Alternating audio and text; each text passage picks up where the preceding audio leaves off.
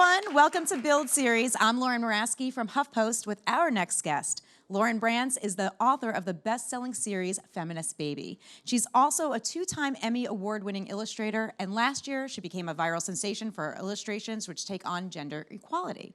She joins me now to talk about her new book, Feminist Baby Finds Her Voice. Please, everyone, welcome Loryn Brantz.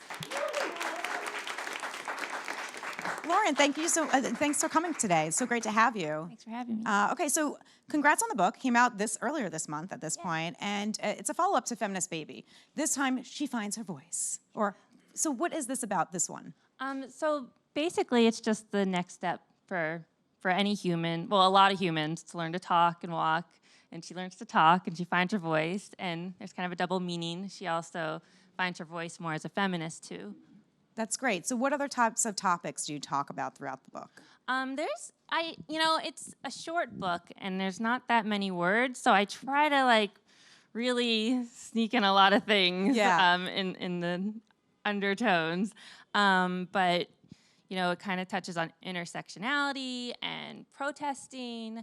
It touches on autonomy and saying no to things. She runs from her bath saying no, which is cute and funny, and I want to draw her little butt because it's so cute. But also it shows that she can say no to things, and that's an important lesson. How much would you say that the climate of the past year inspired this book?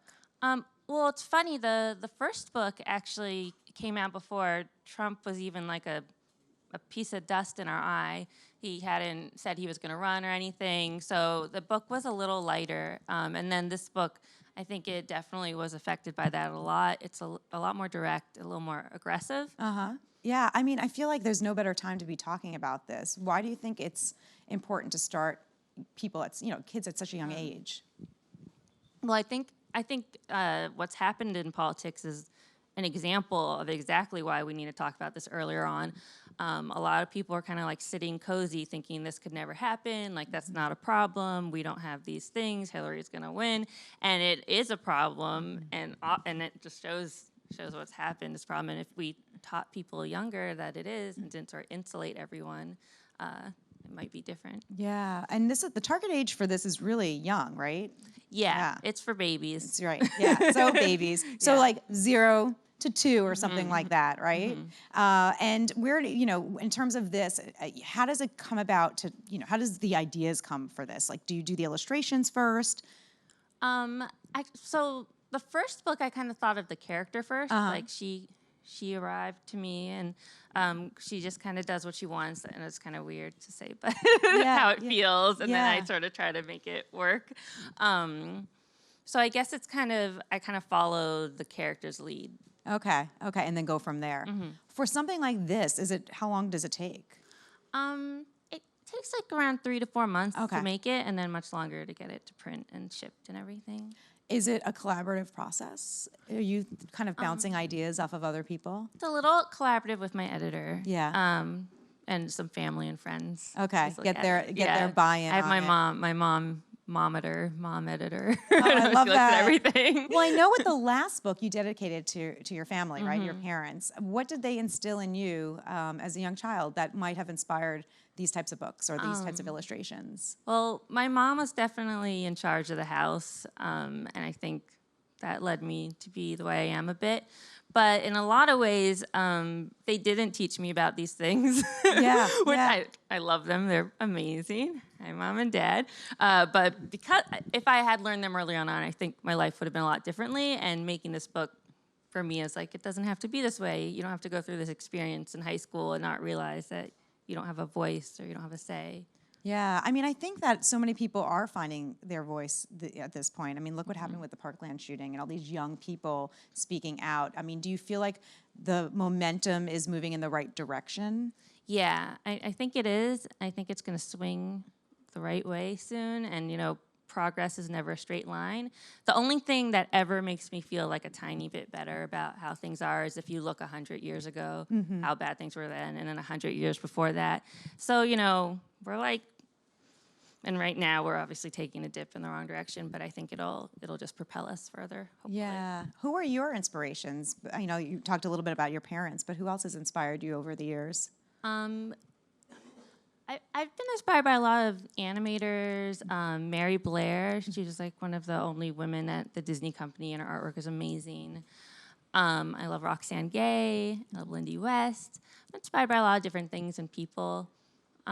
David Bowie inspires me.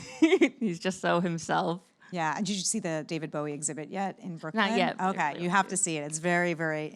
It's at the Brooklyn Museum, and they really dive into his life. Such an amazing person and so talented.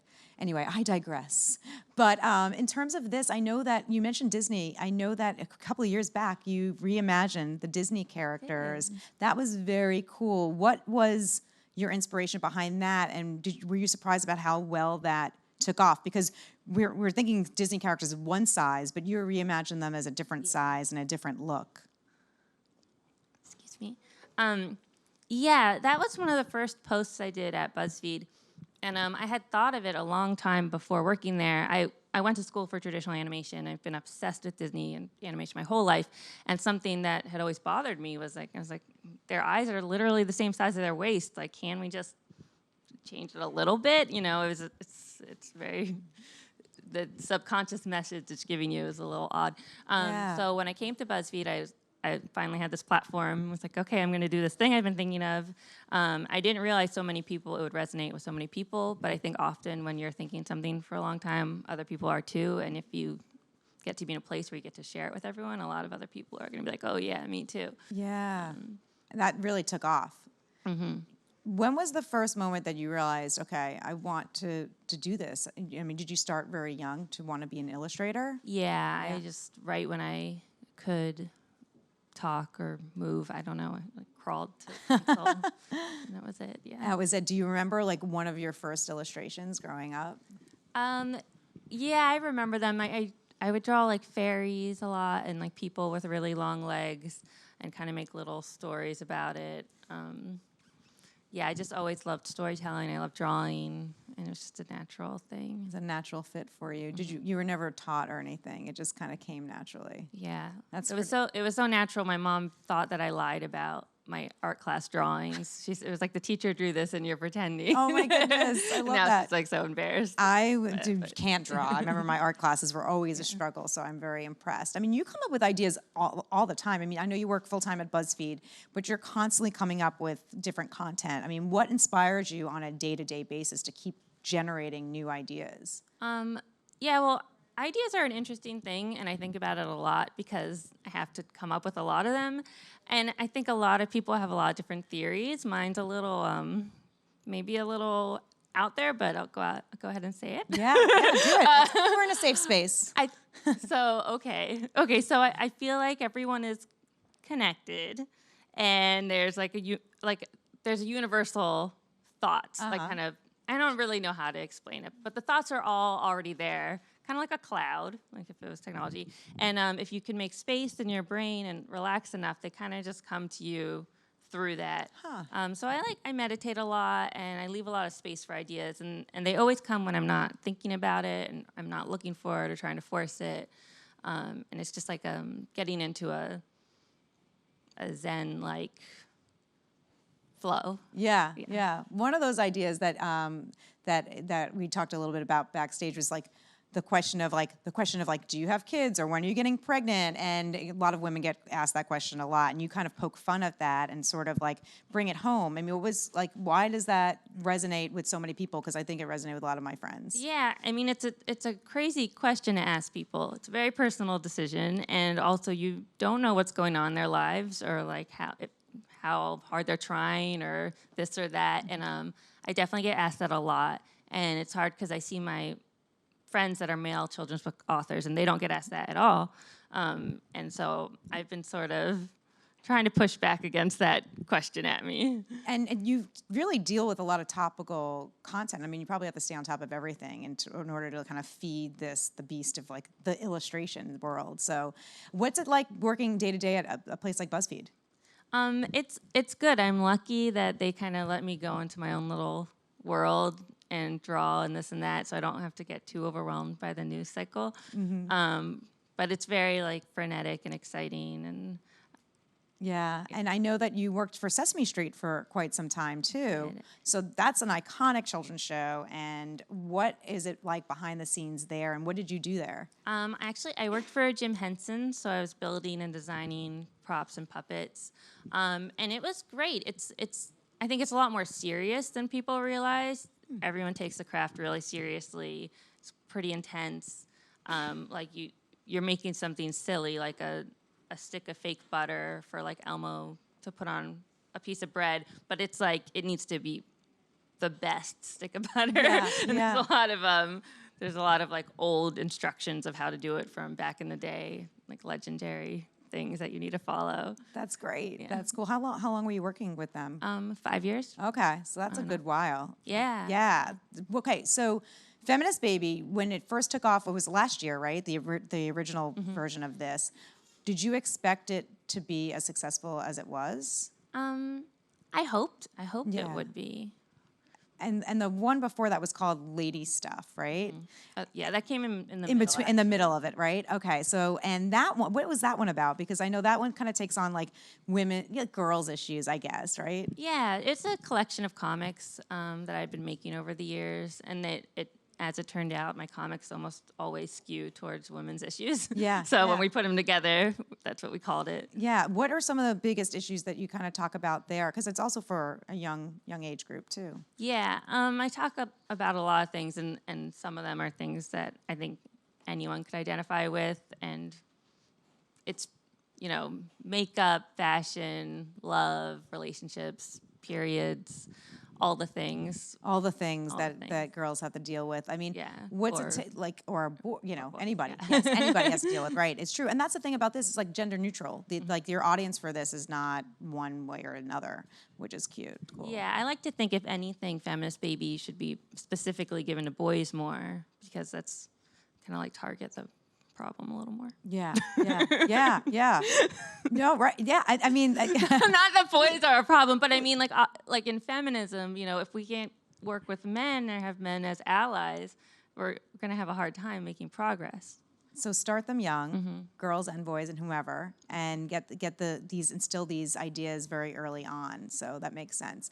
Have you already started thinking about your next book?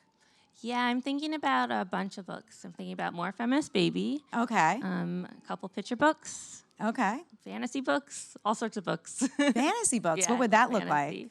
like? It would look. I love when books are kind of based in reality but have fantastic elements. So thinking about like young adult style. Okay. Did you ever think of branching out of the medium to something else, like whether it's video or television or with your own sort of illustrations for yourself? Yeah, I think about TV too. Yeah. I'd like to write for that as well. What are some of the TV shows that you're inspired by or watching these days? I love all animated shows. I love Adventure Time. I love Rick and Morty. I love Futurama. And I just watch them all the time. BoJack. Oh yeah, BoJack. Yeah. I watch BoJack. I'm not up to date on the last season, but it's pretty hilarious and very good, very well done. Yeah. So in terms of like any advice that you'd want to give to folks out there that want to kind of instill some of these values and thoughts into their children, aside from reading the book, of course, what other thoughts and ideas do you have? Yeah, there's a lot of things you can do. I think teaching your children that they don't have to hug everyone is like an easy one. Also showing them role models of all sorts of different types of people, genders and races. Also not like, pigeonholing your children into acting or a certain way or playing with certain toys, and just like trying to present them with a gender neutral experience so they can choose what they want. Did you feel like as a kid you were able to sort of navigate all types of toys? Yeah, my parents definitely never tried to get me to be into princess stuff. I just happened to love that stuff. I was just all princess fairy all the time, and that's just what I chose. I had a lot of Matchbox cars, so I loved playing cars, and I loved What else? I mean, of course, I loved my Barbie dolls. Those were the best. But I also had like My Little Ponies and all that. But the Matchbox cars were pretty high up there, along with Legos. So it was like one of those things that, you know, runs the gamut. So with Feminist Baby, and in terms of this, you know, for an illustration like this, I mean, how do you do it? Like, do you sit down? Do you draw it? Like, what's the process actually behind the scenes? What it's like?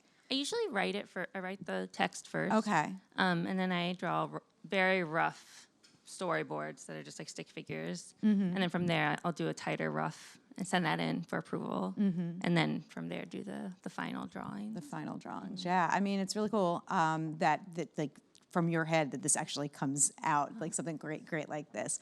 Well, we have some questions from the crowd. Would love to get that going, so hang tight, and let's get to it. Hi. Hi. Speaking of babies, I was just wondering, since you were talking about how women when they choose not to have children, why do you think society women shames women who decide that they don't want to have children? Oh, that's a big question. I don't know. History, I guess the fact that women gestate them, it seems like everyone thinks that you should be doing it then. I don't know, but I'm looking forward to hopefully that changing eventually. Okay, thanks. Who's next? Hi, Loryn. My name is Danny. Congratulations on your book. Yeah, my question is, so the feminine voice is really needing to be heard at this time, and I would like to see the feminine and the masculine rise together in harmony. What do you think, are there any ideas or steps that the masculine can take to help the feminine with being heard? And how can we help each other? Yeah, I think the best thing men can do right now is listen to women and most importantly, believe them. So like when a woman says they had this experience or it's this way, don't say, no, that can't be how it is. And then support however they want to be supported. So whether that means doing something or not doing something, that's what they should do. Thanks. All right, who's next? Hi. So you talked about your process and how you make it. I'm wondering how long does it actually take for you to start with your basic illustrations to finally when you're ready to send it to print? I guess it's about a month for the basic illustrations to the final illustrations and a month of writing before, depending on, there's a lot of delays in publishing and editing and stuff, so sometimes it'll take much longer. If I could just do it like with no processing with other people, it'd probably take maybe 2 weeks. So I draw really fast. Awesome. Well, thank you so much for those questions. And thank you so much, Loryn, for coming by today. Loryn and Loryn, the tag team up here, although you spell your name differently than me. But we're really happy to have you here. Congrats on the book. It's out now. It's called Feminist Baby Finds Her Voice. Let's give it up one more time. Loryn Brantz.